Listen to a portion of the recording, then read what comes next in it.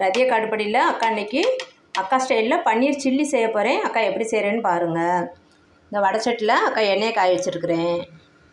இதுக்கு அக்கா ஒரு கப்பு பன்னீர் எடுத்து கட் பண்ணி வச்சுருக்கிறேன். நல்லா சாஃப்டாக இருக்குது. மில்க் மிஸ்ட் பன்னீர் தான். இப்போ வடைச்சட்டில் எண்ணெயை காய வச்சுட்டு எண்ணெய் காஞ்சிருச்சு. ஒன்று ஒன்றா போட்டு லைட்டாக ஃப்ரை பண்ணி எடுத்துப்போம். எண்ணெய் காஞ்ச மாதிரி தான் இருக்குது, ஆனால் காயலை போல் இருக்குது. லைட்டாக ஃப்ரை பண்ணால் போதும். ரொம்ப ஃப்ரை பண்ணி எடுத்தோம்னா ஹார்ட் ஆயிரும் பன்னீர்.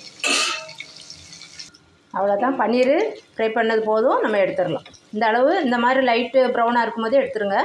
ரொம்ப வெந்துச்சுன்னா நம்மளுக்கு ரஃப் ஆயிரும் பன்னீர்.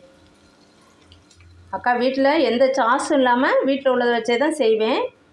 அது நம்மளுக்கு ஹெல்த்தின்னு நினைப்பேன். சாஸ் ஃபுல்லாக ப்ரிப்பரேஷன் பண்ணி வச்சுருக்குறாங்க கடையில் பேக்கெட்டில். அது வாங்க மாட்டேன். குழந்தைங்க எப்போயாவது அடம் பிடிச்சாங்க, இந்த சோயா சாஸ்லாம் அந்த டேஸ்ட் ரொம்ப நல்லாயிருக்கும் அப்படின்னு சொல்லி அடம் பிடிச்சாங்கன்னா கொஞ்சமாக வாங்கி எப்போயாவது ஊற்றுவேன். இல்லைன்னா இப்போ அக்கா வீட்டில் இந்த ஸ்டைலில் தான் பன்னீர் செய்வேன். எல்லா பன்னீருமே இப்படி ஃப்ரை பண்ணி எடுத்துக்கலாம். அக்கா செய்கிற பன்னீர் சில்லிக்கு ஒரு டொமேட்டோ சாஸ் ஒன்று ரெடி பண்ணிப்போம். அக்கா ஒரு மீடியம் சைஸ் தக்காளி 4 கட் பண்ணி போட்டிருக்கிறேன். ஒரு 2-3 பல் பூண்டு போட்டு நல்லா நைஸாக அரைச்சிட்டு வந்தேன். இப்போ அக்கா டொமேட்டோ சாஸுக்கு நல்லா நைஸாக சுற்றிட்டு வந்துட்டேன். இருக்கட்டும். இப்போது பன்னீர் சில்லி செய்ய ஆரம்பிச்சிருவோம். இங்கே பாருங்கள், ஒரு அரை குழிக்கரண்டி ஆயில் ஊற்றிருக்கிறேன். ஒரு 2 மீடியம் சைஸு பெரிய வெங்காயம் இந்த சைஸில் கட் பண்ணி வச்சுருக்கேன் அக்கா. இங்கே பாருங்கள், தெரியுதா? இந்த மாதிரி கட் பண்ணிவிட்டு இப்படி லேயராக எடுத்திங்கன்னா வந்துடும். இதை அப்படியே போட்டுக்கலாம். ஒரு 2 பரட்டி. இப்போது இதுக்கு தேவையான நம்ம சால்ட்டு போட்டுக்கலாம்.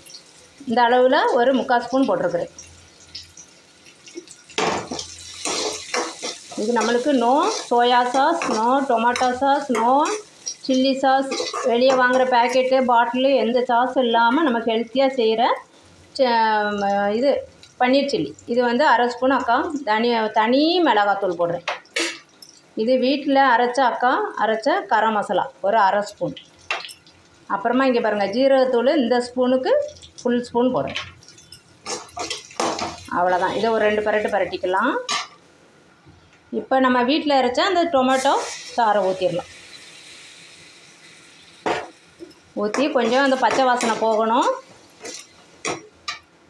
பச்சை வாசனை போயிடுச்சு. அக்கா ஒரு பெரிய சைஸு கேப்சிகம் கட் பண்ணி வச்சுருக்கிறேன், அதை போட்டுருவோம். அப்புறம் நம்ம அந்த பன்னீர் ஃப்ரை பண்ணி வச்சதையும் போட்டுக்கலாம். பன்னீர் அப்படியே ஸ்டீல் தட்டில் ஒட்டிக்கிடுச்சு. அவ்வளோதான். இதையும் போட்டு நல்லா பரட்டி ரொம்ப ஈஸியாக குயிக்காக செய்கிற பன்னீர் சில்லி நம்ம வீட்டில் அவ்வளோ குயிக்காக ஹெல்த்தியாக டேஸ்டியாகவும் இருக்கும். இது கொஞ்சம் அந்த மசாலா அந்த கேப்சிகம் கொஞ்சம் லைட்டாக வேகணும். அந்த நம்மளுக்கு பன்னீர் பீஸில் கொஞ்சம் மசாலா பிடிக்கணும். அதுதான். அவ்வளோதான், ரதியக்கா ஸ்டைலில் பன்னீர் சில்லி ரெடி. செஞ்சு பாருங்கள். இந்த மாதிரி செஞ்சு பார்த்து குழந்தைங்களுக்கு ஆரோக்கியமாக நம்ம எந்த சாஸும் வெளியே வாங்கி ஊற்றாமல் நம்ம பன்னீர் சில்லி இவ்வளோ சூப்பராக டேஸ்டியாக இன்றைக்கி ஹாலிடே சாட்டர்டே ரொம்ப ரொம்ப ரொம்ப விரும்பி சாப்பிடுவாங்க என் குழந்தைங்க.